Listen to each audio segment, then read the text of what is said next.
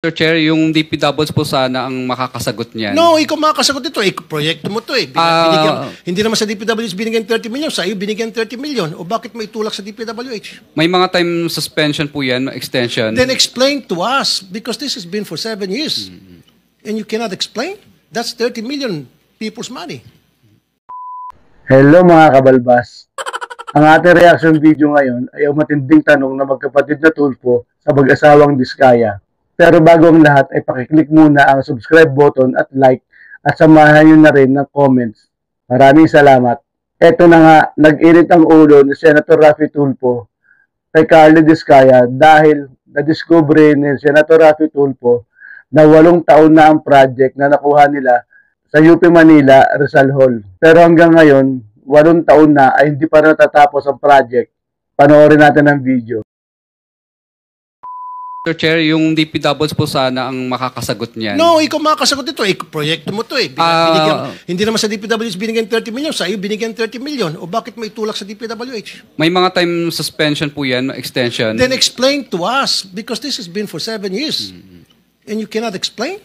That's 30 million people's money.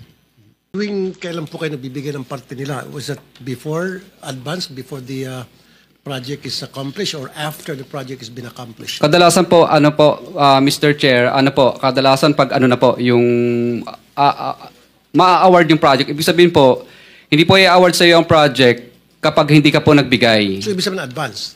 Opo, parang ganun po. Minsan naman po, pag may notice to proceed na, hindi ka nila pa kakolektahin, o di ka gagawin ka ng right-of-way project, right-of-way problem. Ibig sabihin, parang mutual termination ang kakarapin mo, right-of-way problem, at saka hindi ka makakolekta kapag hindi ka po, yung niloko mo sila. So in other words, pag nakapag-advance ka na, siguro na makukuha mo na yung project? Sigurado po. Thank you, Mr. Chair. Mr. Chair, Senator Erwin. Opo, nagre-request po yung mag-asawa ng kanilang seguridad dahil natakot daw po sila. Ano ho bang plano ng komite na ito? Napakaganda po ng inyong itinanong. Bago ko po kasi, nung matanggap ko po itong sworn statement na ito, ay kagad akong nakipag-ugnayan sa ating Department of Justice. At doon po ay sinabihan ako ng ating kalihim, Boying Rimulya, na pakisabi mo kanila na wag silang mabahala at nakahanda naman ang ating kagawaran kung sakasakaling sila ay mapatunayang hindi naman most guilty. Kasi po ang tuntunin sa ating State Witness Law or Protection Program, kailangan po mapatibayan natin na ang mga nag-a-apply ay hindi most guilty. Ibig sabihin, guilty ka, ngunit hindi ikaw ang pinaka-guilty. Kasi kung kayo po yung talagang pinaka-guilty, hindi po kayo mag-qualify. Ngayon, ang sabi niya, you can tell them that you can, meron silang provisional immunity na hindi naman sila basta-basta uusigin na lang. Preparation na po ito sa pag-apply nila sa ating State Witness Program. Ganun po yung kanyang kasiguruhan na kanyang sinabi sa akin. Kaya yun po ang aking maitutugon sa inyo ngayon. Carly Diskaya. Mr. Chair, so kung 30%, may 5% parking, 35%, ilan na natitira sa proyekto? Hindi po. Kanina po, kaya pinagsama po yung 30. Kasi isang hingian lang po ang ginawa ni D.A. Aris at pinabigay na lang doon sa secretary na si Secretary Ann. So ngayon po, bali kaya naging 30 yon kasi 25% doon para sa taas. Tapos yung 5% doon para kay Kong Roman Romulo as insertion. Yun lang? Parking fee. Parking Fee. Oo. So, kaya pag pinag-plus mo po yun, naging 30 kasi isang hingian lang 30. ginawa. Wala na kayong nilalagyan pa na iba na binibigyan sa LGU maybe para pirmahan yung mga, kung ano man yung kailangan pirmahan para matuloy yung proyekto? Sa LGU, kadalasan wala po. Wala na, walang pakialam doon. Magkano po ang kinikita nyo naman? Kung binigay nyo 30%, magkano po ang binabawas pa ninyo doon sa, for example, 100 million, 30% po yan, that's about 30 million. So may 70 pa. Magkano po yung, syempre, tatrabahuin nyo, magkano kailangan ang kikitain nyo pa dyan? Kadalasan po ang natitira na lang sa amin, minsan pag minalas-malas, lugi, kung sinuwerte, minsan 2%, 3%. Pag sinuwerte pa, 5%. Paano? 2%? 5%? 3 to 5% po. Minsan ang natitira na lang. Minsan lugi pa. So 70, bawasan mo pa ng 5%, so 65%. Tama po ba? Opo. Ito po ba ang ginagawa niyo yung proyekto? So matatawag natin substandard dahil para kumita kayo, para maibigay ninyo yung komisyon, bawasan ninyo yung bakal, bawasan ninyo yung mga semento para may maiabot lang kayo. Tama po ba?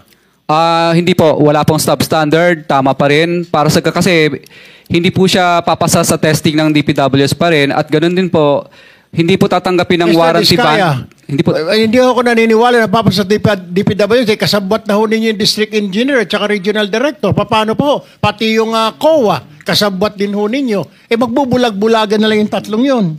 Hindi po, wala po hindi po namin nakakausap yung COA. Hindi po sila. Yung DPWH, siyempre kasabot nyo na, binigyan nyo na ho eh. Pipikit na lang nila yung mga mata nila. Kaya magiging substandard po talaga yan. I mean, whether you like it or not, para kumita din ho kayo. I don't think 2% lang po ang kinikita nyo dito, 3%. Magpapakanda hirap kayo, 2 to 3%. Kakayanin ba ng 2 to 3% yung mga sasakyan na binili nyo na pagkadami-dami po?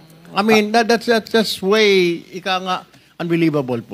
Your Honor, kaya po. Dahil 23 years naman po namin pinaghirapan po yun. Kasi noong mga panahon po nung mga una po, ay magaganda naman po ang kinikita namin. Ngayon lang pong panahon na to na ito ang medyo lumiit po talaga. 25% po ng what? Ng cost ng project. Tama po ba? Ng contract cost. Contract cost.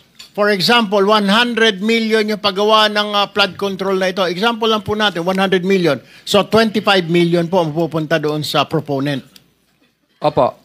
25 million. So, matitira is 75. Ganun po ba? Opo. Bali, ang pass-through naman or parking fee is 5. Senator Rapi. Kasi sa pagsasalita niya, para bang siya pang naapi rito.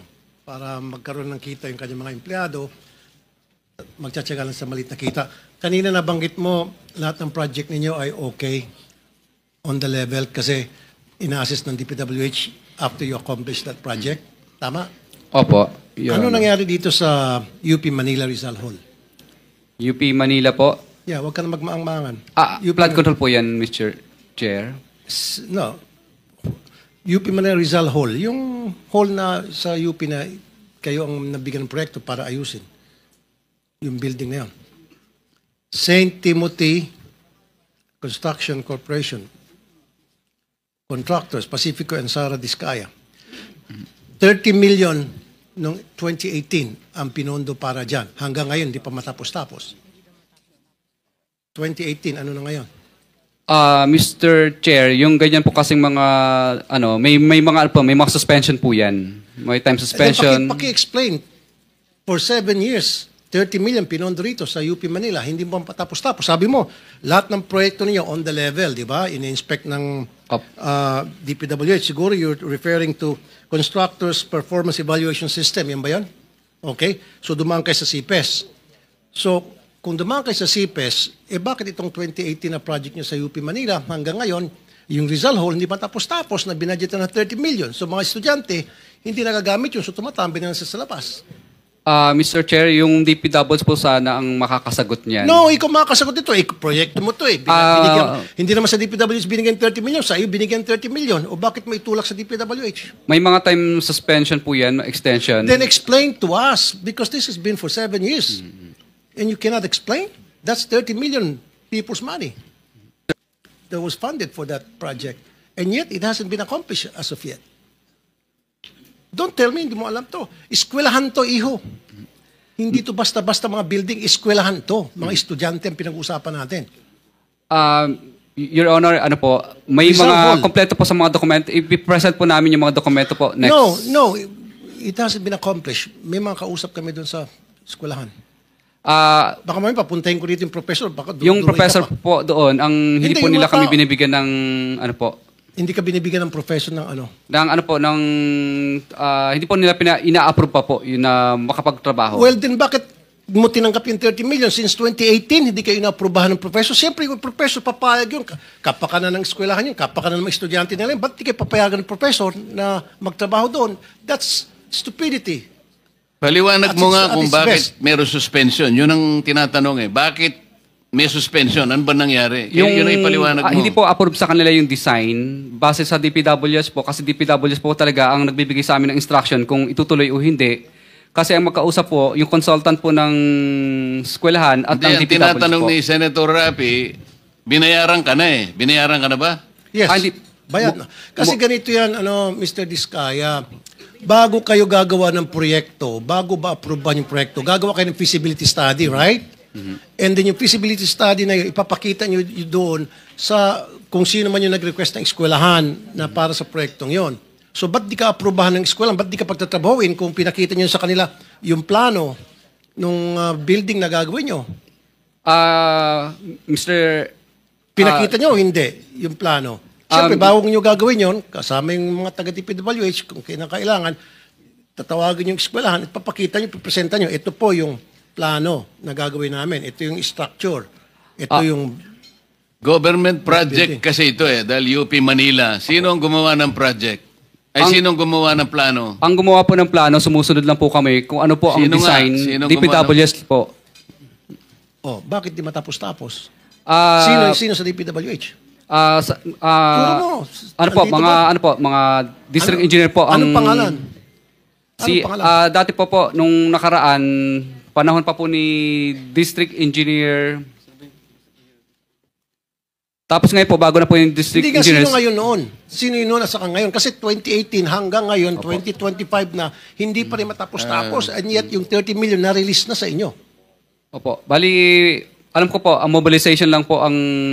Ganitong gawin natin, kasi kahit hindi flood control ito, public works naman ito. Pwede mo bang isubmit sa komite, ipaliwanag mo kung anong nangyari, 2018 project pa pala yan, nabayaran na kayo, bakit hanggang ngayon ay hindi pa natatapos at mukhang nagko-complain nga ang mga estudyante. Pwede mo bang isumite sa amin ang report na yan para ma-appreciate po ng ating komite? Yes po, Mr. Chair. Okay.